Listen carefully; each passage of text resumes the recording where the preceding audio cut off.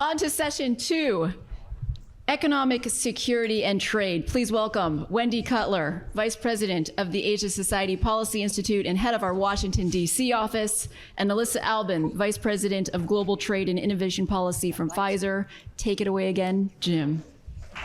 Well, I don't really need to say much because these two worked together at USTR for many years, so I can just sit here and let them talk. But I'll get it a little started here. You recently had an article in Foreign Policy about the kind of a trade deal you would look at if you were in USTR and Trump came in and needed something. Because I've personally been hearing, Trump wants to do a deal, and I thought, what deal is there to be done? But you have solved that problem now. Please help us out. Okay. First, I haven't solved it, but I've tried to give some thought to it. But let me just give an enormous shout out to Margaret Conley. Margaret has been doing these sessions for about 7 years. I think I've participated in many of them. I've noted that they just get better and better, but at the same time, our relations with China get worse and worse. So it's Margaret's fault, do you think? I'm not saying it's her fault. Maybe she needs to join the secretariat that was suggested this morning. Before I get into what a negotiated outcome with China could look like, I thought it might be useful just to share a few thoughts about the tariffs. We know they're coming. I'm asked every day, every hour, how much, against whom, is it all going to be on day one, et cetera. I don't know the answer. I don't think anyone in this room knows the answer, and I don't think Donald Trump has made up his mind yet. But I do think there are certain things that we can watch and look, particularly next week, if tariffs are announced. And some of the things that I'll be looking for will be the level of the tariff. How high will the tariffs be? And here, let me just focus on China, but I would also just emphasize there will be tariffs on others as well, whether it be Mexico, Canada, Vietnam, Europe. And here, with respect to China, Trump has talked about a 10% tariff, but he's also talked about a 60% tariff. And so we'll need to look closely at the level of the tariff. My personal view is if the tariff is lower, it may suggest that Trump is more interested in seeking a negotiated settlement rather than really moving towards decoupling, particularly in certain sectors. And combined with that will all the tariffs be announced day one? Or in this announcement, will this say, this is just our initial move, and over time, these tariffs may increase. Also, what will be the product coverage of the tariffs? We've already seen some negotiation in the press where certain Trump advisors, unnamed, are apparently advocating for a more strategic application of the tariffs to limited product coverage versus Trump, who's talking about universal all products. We also need to focus on, is there anything about the end game mentioned in the announcement? In other words, is there any hint about, I'm going to impose these tariffs on day one, but I may be willing to reconsider if indeed we can reach some kind of negotiated accommodation with China. And finally, we need to pay a lot of attention to China's response. And I, for one, believe it's going to be quick, and it's going to be punitive, and it will hit more areas than just tariffs. So in turn, let me just briefly then turn to what a negotiation could look like. And sometimes I think if I were still at USTR and I were told by Donald Trump, I want to negotiate a deal, what could this deal look like? And let me just say there will be enormous challenges. Why? There's little trust in the relationship. And also the issues that are remaining are extremely challenging. And so there's a reason why when the phase 1 trade agreement was concluded during Trump's first term, they talked about a phase 2 negotiation. They listed out a whole bunch of issues, and they're all tough, whether it be subsidies, state-owned enterprises, data restrictions, et cetera. But What could a deal look like? And let me just briefly highlight some kind of categories. One would be building on the phase one commitments, doing more on intellectual property protection, more on agriculture market access, more on currency manipulation, et cetera. But I also think that the purchasing commitments will continue to be an issue of extreme interest to Donald Trump. Remember, he loved those big numbers, and even though these commitments were not reached, China did buy a lot from us over. Didn't we really know that those numbers were kind of made up to make him happy to have a big number? Oh, yeah. And they could never buy that much. Yeah, they could never. Unrealistic. So my view is if we're going to do it this time around, they should be more realistic and more aligned with what U.S. companies could actually sell to China. Two new issues that I think would absolutely need to be addressed. The first is the issue of industrial overcapacity and just this export drive by China now. And how can that be addressessed? And from my point of view, like we could try negotiating subsidies and state-owned enterprise restrictions. I'm pretty skeptical that there would be any success there. And so I would just suggest that folks should start thinking about voluntary restraints by China. And the other issue is touched on in an earlier panel is the issue of Chinese exports from third countries where Chinese companies are now investing. So whether it be Mexico or Vietnam or Indonesia, there is a growing concern that many of these investments are driven by the desire by Chinese companies to escape the bilateral tariffs and export from countries and therefore be subject to lower tariffs. Can I ask you about that? Because the country of origin thing is there. Can you do a company of origin? Well, I think, frankly, I think that that's something that will be considered. Maybe there are just restrictions. Any sale by BYD, wherever you are in the world, your cars are not coming in. Do you need an act of Congress for that, or? You would need probably some additional legal authority, or again, and the president or his advisors, folks are talking, he's going to use the IEPA, the International Economic Emergencies Power Act. So could he do that to put in this type of restriction? Probably. Would he be sued? Probably. But would that, would the outcome happen overnight or not? It'd probably take a while. And God help whoever has to implement that rule, because it would be an utter complete nightmare. Trying to figure out where a product came from on a company basis globally is like chasing, ghosts, Right. So let's bring this down to the business level next. About you're looking at sectoral issues. You're looking at medical supply chains. Why don't you tell us about that? Yeah, well, actually, so just to build on what Wendy just said, I mean, we are getting a lot of tension, obviously, right now on tariffs. They're everywhere. Everyone's wondering what's going to happen there. But I do want to make sure, from a company standpoint, we're keeping in mind a lot of other pillars of risk in the trade relationship that are, in some cases, more impactful to our operations than tariffs. And those include sanctions and export controls. Market access restrictions. Buy American was discussed at length during the campaign. I'm sure there will be new ideas in that space coming forward soon. Investment controls, both inbound and outbound, as well as data restrictions. The Biden administration put forward and has finalized several policies in this space only in the last several months. But we need to be prepared for the possibility that the Trump administration will be implementing their own changes in this space. And as I said, some of those policies are actually more disruptive to the trade relationship than tariffs are. So that's a real watch out, I think, for everyone. And then I think, as many panelists have talked about already, the relationship with our partners and allies is a key piece of our China strategy. And And the question there, I think, is twofold.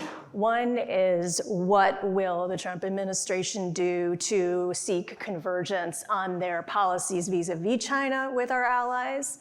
And that is a question that, frankly, the Biden administration grappled with.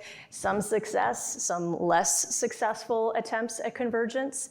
And then the second question is, what will they be able to do to promote resilience with allies? And that I'm talking about how will they be able to create new frameworks for agreements with allies that actually create the incentives for supply chains to move to places where the United States has a like-minded partner. And there as well, I think it's fair to say that it's been challenging for the Biden administration, found that very challenging. I think we unfortunately didn't see as much substantive, clear commitments with allies as we would have liked to. And the question is, will the Trump administration be able to deliver? I think, I think that for companies who are looking at their supply chains in this environment, we all have to remember that everything is relative. And if trade policy is all designed to change company behavior, that to me is an important thing to remember when we're doing trade policy. Ultimately, we're trying to change the behavior of the private sector. And the private sector is looking at investments in relative terms. There is a delta between an investment in one country versus another in terms of cost, speed to market, reliability, quality. There's a whole host of criteria that they will be looking at in terms of where they decide to make their business. And if government trade policy can't shift that delta, if hypothetically, if everyone gets a tariff, if everyone is sanctioned, then the choice doesn't really change for companies, and you really haven't achieved anything from a commercial standpoint. If you look at the near-shoring, far-shoring, whatever you want to call it, all the factories that have moved out of China, both Chinese and foreign, they are still getting 70% of their supply chain is coming out of China. So basically, they've moved assembly offshore to avoid tariffs, but it's still all that supply chain's coming out of China. And there's little evidence that I've seen that suggests that the investment flows changes have tracked where U.S. ally relationships have been tried, where the U.S. has tried to establish stronger ally relationships in the commercial space. That, to me, is the real test of whether a trade policy has been effective. Are you able to drive investment to your trade partners? But India is an example. I mean, I think there has been a lot more interest in India among our companies. But I would also say, on your point, Jim, India's bilateral trade deficit with China is increasing as they become more and more a supply chain hub. Yeah, the only country I know, the only place I know that has a trade surplus with the U.S. and with China is Taiwan. They've got about $68 billion trade surplus with each country. But everybody else, you look at the trade deficit that is gone, it's almost $1 trillion now for the U.S. Right. I don't know what we're really accomplishing in some ways. And I will say, just on India, you're right that they have benefited in some ways from this change in the U.S. trade policy. But I think one could ask the question, did the U.S. actually secure, is it because the U.S. secured a commercial, have they created better, U.S.-style economic policies in India that have driven and incentivized investment? Or is India simply, caught what it could as, supply chains are changing? So I feel like if trade policy is really going to drive supply chains, you want it to be you want to see a correlation between the administration's policies toward country A and the policies that they get that country to adopt to secure fairness for their industry and the investment flows. I saw one place where trade policy is driving certain behaviors. Multinationals in China in the last couple of months were telling me that one of the reasons they want to be in China is because they need to access the global south. And that the global south, China's pushing the global south, increasingly Chinese standards and Chinese technology are leading the way, and they need to adapt to that in order to access the global south. So we might have some things that are backfiring here too. Well, it was interesting. That issue actually, I think it came up yesterday in Senator Rubio's hearing, and I think there's actually a lot of opportunity as well for the administration to think about places where, frankly, trade policy has not really been a focus, and that includes Africa, for example, where there's huge growth, right? Huge population growth and huge changes on the ground. For our sector, Africa is a crucial part of the world, and what will the Trump administration try to do with Africa this time around is sort of an open question in my mind. But I think we will see a trade agenda under Trump, not just a tariff agenda, but he did a number of market opening agreements, yes. And that's something we've really missed under the Biden administration. And what do you think about Lutnick from Commerce having oversight of USTR? They've said that. I don't know if it's official. I'm not taking it particularly seriously, and I'll tell you why. If you go back and you read what Trump said when he appointed Wilbur Ross as Secretary of Commerce during the first term, it was almost the same language. Like, my buddy Wilbur, he's going to be leading tariffs and trade. And that's number one. Number two, and I will admit, I spent 27 years at USTR. It's the best and the brightest, and they know how to get stuff done. And not only negotiators, but the lawyers as well. Okay, how about repealing PNTR? What would the result of that? Okay, first I would say the USTR nominee, Jameson Greer, he is on record supporting the revocation of PNTR. Read his testimony to the China Select Committee over the past year. Permanent normal trade relations, for those who are. No. Right. And this would have to be done by an act of Congress. There's a number of bills already that have been submitted, will need to be resubmitted in this new Congress. So I think there will be, continuing interest, but I'm skeptical that we would go that far. Also, this is something that worries me, is that next year will be the 25th anniversary of China's accession to the WTO. I don't think we'll be celebrating that in Washington. And I worry that that may then lead to the debate. This was a huge mistake. We should have never given PNTR. And it could provide some momentum to those who want to revoke it. But Wendy does raise an interesting question, which is Congress has to get into the game to make PNTR revocation a reality. And that has been challenging. Congress has been a little bit sidelined on trade policy for some time now. They have tried and not been successful at advancing legislation, whether it's the kind of nuts and bolts stuff that they're supposed to do easily, like preference program reauthorization, or bigger ticket items like trade negotiation authority.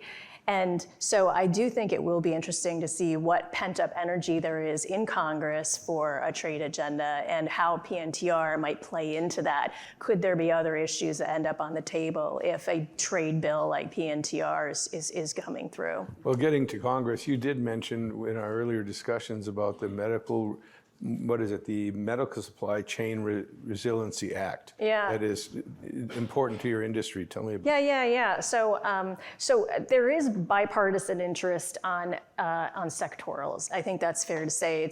I think it's been clear for several years now that as the appetite or ability to negotiate large, comprehensive agreements has kind of waned, sectoral approaches are looking more and more attractive. So health, which is a sector that is perennially identified, even with respect to China, as an area of potential cooperation, there has been an effort by several members on both sides of the aisle to try to scope out what a constructive trade agreement could look like in the health space. And so that's what the Medical Supply Chain Resiliency Act does. And we think that's a constructive way to start thinking about our supply chain resilience and all these bigger questions, whether you're driven by fears of China dependence, or you just want to create a more resilient supply chain. It makes sense to start thinking about what are the things that you need to ask of your allies, and where do we have to find common ground in order to make it easier for companies to make those investments across borders, to work together, collaborate on innovation. So that bill, I think, is a very interesting kind of approach to creating supply chain resilience for a sector. It could be replicated for other sectors as well, and it's something that I think we will be watching closely, whether there's an appetite for sectoral type approaches. Because as Wendy said, the Trump administration definitely did try to seek market opening with other countries, and this could be a way for them to continue that. Wendy, whatever you want to talk about. Okay, you kind of put me on the spot. In terms of like what's in this for China, and what might China want from any improved relationship or engagement, number one, I think high on their list, which will be an absolute non-starter for the United States, would be relaxation of export technology restrictions. However, one area that I think is worth watching, and Trump has already a few months ago made a statement that about welcoming Chinese investment into the United States, provided the companies employ Americans. And Chinese investment, foreign direct investment to the U.S. is at record low levels, and very few Chinese companies are seriously thinking about coming to the United States. But it is an area where maybe there could be some kind of opening, or in a very limited way, but something worth exploring. Also, I just believe that we need to look at those products where we have high tariffs that are really not working, hurting the United States more than China, contributing to inflation. I know the Biden team, when they did their review, their statutory review of the Trump tariffs, there were discussions within the administration to lift some of these tariffs, particularly on consumer goods. But as that review went on, and it got closer to the election, I think the politics of lifting any tariffs became a non-starter. But I do think that's something we should consider going forward. If you look at things from our point of view and what we want to do, but if you look at what China's doing, friends in China tell me China's just done with America. That we're opposing them on every front, and so their whole goal is to end any dependence on the United States and also exploit whatever they can from the United States. And we're seeing this with agriculture. There's a new deep water port in Peru that Mr. Xi inaugurated at, a G20, I guess. And, $3.5 billion. That is going to have railroads and roads going all through Central America and South America for crops to come in. I wonder if American farmers are going to be able to sell anything to China within 5 or 10 years. China is very focused on getting what they need from us and getting off any dependency for us. So how do our policies fit in if that is the way China's thinking? So I will say this, and I think for health, we've seen this for our sector, there's a lot of codependencies, actually. And when you kind of unpack the relationship, you see that both sides really do need each other to succeed. And I know that that's not a popular view in Washington or probably in Beijing, but the truth is that really, in some areas, trying to separate and just kind of completely decouple it's profoundly damaging to both sides. And I think we all appreciate that. How we make both sides understand that is our job for the next 4 years. But I think it's quite clear that for some sectors, there are absolutely dependencies on both sides, and they will persist. We still have a $600 billion trade relationship. And it's, if that's just in goods, if you add services, it would be even higher. So when people say, like, we've decoupled and, we're not trading anything, it's not the case. But I do think that there is a real push, both in Beijing and Washington, to reduce our dependence on each other. But that's one thing to say that at this level, and as Elissa said, it's another thing to actually implement that. Yeah, what I'm told by multinationals in China now is there's three reasons you got to be there. One, the market, even though it's not boom times anymore, there's still a few 100 million more to meet the middle class. Number two is innovation. China moves at China's speed, and the innovation, you can think of a product and have it manufactured within a year instead of all the years it would take here. But what they say the most now is my next global competitor is coming out of China. Because there's a lot of really good companies. And some of the Europeans are actually looking at doing joint ventures with Chinese companies who want to go out. They're saying, why don't we do a joint venture? I'll bring you into Europe. Where this is a reversal of the 1990s when we went into China with joint ventures. It's just, but on top of all this, what they say is they want to find politically correct ways to stay in China because of all the onslaught of, like pharma and biotech are investing a lot of money, but they're not having parties to announce it. I don't think anyone's having parties to announce it these days. Anyhow, we're getting towards wrap it up. Let's. I would invite you each to make final comments without me tainting your thinking. I think we're going to be on a roller coaster on trade, and I think while we focused on China, we're going to see a lot of friction also potentially with other trade partners, and it will be interested as we watch the Mexicos, the Vietnams, the Canadas, and we've already seen, particularly with Canada and Mexico, on one hand, they look like, and they're saying things about, we want to work with Trump, this is what we're doing, and wanting to meet with him and show, buying more, investing more. But on the other hand, both countries have made it clear that they are preparing retaliation lists. So I think there's a lot of work going on in capitals all around the world with different plans trying to game out what would be the best strategy if indeed they're hit. And I think some of them will find that out next week. I'm just going to say two things. One is about the press, and the other is about the stock market. So one thing we saw in the Trump, there's a great academic crew who does something called the Trade Policy Uncertainty Index, which is basically a press aggregation of indicators of trade policy uncertainty based on reporting.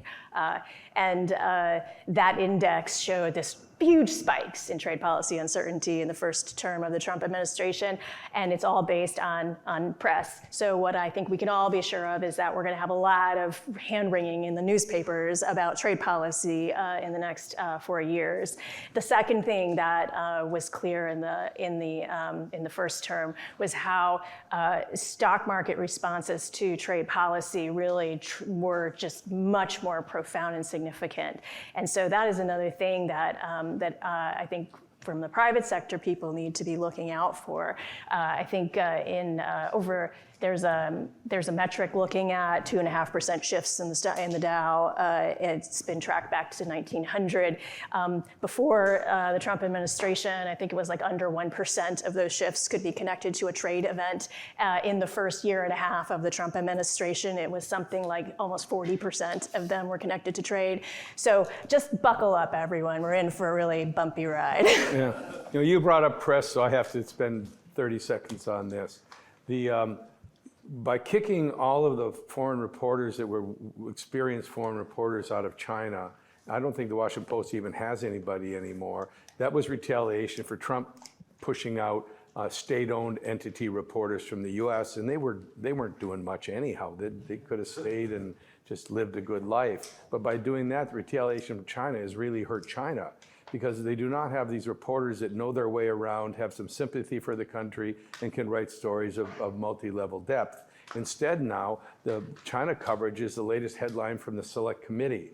And so China is really hurting themselves. And we talked to the ambassador about this in May, And he said, until the U.S. takes the foreign agent registration designation off our press in the U.S., we won't do anything. So I think it's frozen, but I wanted to explain that. Do you think that will be on the day one announcement? Yes, it will, of course. Thank you for these guys. Thank you.